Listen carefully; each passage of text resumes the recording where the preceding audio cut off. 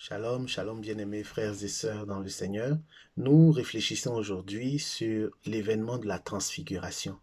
La transfiguration est exactement le quatrième mystère des grands mystères lumineux qui appartiennent à la prière du rosaire sur lesquels nous méditons.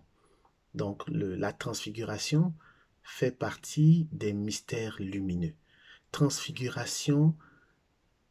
Ce passage est tiré de Marc chapitre 9, versets 2 à 10. Et durant la transfiguration, donc c'est une nuée qui descend sur Jésus, il devient resplendissant, tout blanc, une blancheur qui n'est pas faite de main d'homme, impossible de la réaliser. Et on voit à ses côtés, on voit Jésus en train de s'entretenir avec Moïse et Élie. Un passage très, très, très chargé de sens.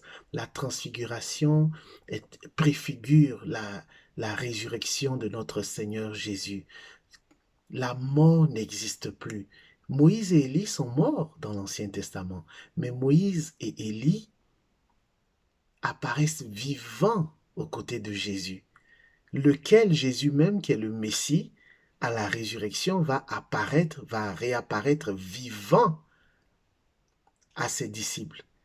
Bien-aimés, c'est de la même façon que nous aussi, si nous gardons la foi en Jésus-Christ, si nous combattons le bon combat pour ne pas perdre la couronne de victoire, nous aussi, nous apparaîtrons, après notre mort physique, nous apparaîtrons vivants aux côtés de Jésus, aux côtés d'Élie, aux côtés de Moïse, aux côtés de nos frères et sœurs, les fidèles qui se sont endormis. Et vous voyez les mots que la Sainte Église utilise durant le sacrifice de la messe. Souvent, on va utiliser des mots tels que ils se sont endormis plutôt que de dire ils sont morts. Là, parce que la mort n'existe pas. C'est pourquoi la mort ne doit pas nous faire peur. Là, Moïse et Élie sont vivants en Dieu. Et ils apparaissent vivants aux côtés de Jésus. Jésus est le Dieu des vivants et non des morts. Bien-aimés frères et sœurs, c'est la bonne nouvelle. La nouvelle est bonne. N'aie plus peur. Jésus nous l'a dit. N'ayez plus peur, n'ayez pas peur. J'ai vaincu la mort. J'ai vaincu la mort. La mort, c'est l'ensemble de tous les maux qui puissent exister sur cette terre, que tu peux connaître dans ta vie. Tout ça symbolise la mort. La mort, c'est l'expression extrême, ultime du mal avec grand M. Alors si Jésus a vaincu le mal dans son essence, le mal avec grand M, la somme de tous les maux qui constituent la mort, alors de quoi toi et moi devrions avoir encore peur? Ô Père éternel, comme dit le psalmiste, l'auteur sacré, le Seigneur est ma lumière et mon salut, de qui aurais-je crainte?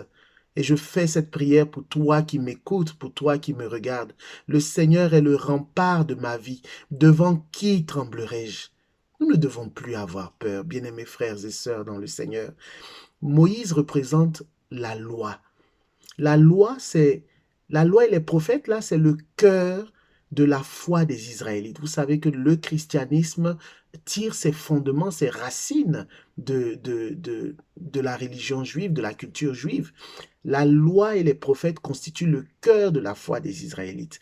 La loi, c'est Moïse qui représente la loi. La loi, c'est la Torah, c'est le Pentateuque, c'est-à-dire les 5 premiers livres de la Bible. Et dans la loi, on retrouve Dieu qui est présent de façon active et Dieu qui donne des commandements à son peuple pour devenir saint, pour qu'ils deviennent saints comme lui, il est saint. Alors que dans les prophètes, on retrouve la mémoire vivante de cette alliance que Dieu a faite avec son peuple dans la loi. Dans les prophètes, on retrouve, prophète symbolisé par Élie, on retrouve la mémoire vivante de l'alliance, les appels à la conversion. C'est ce que les prophètes ont fait.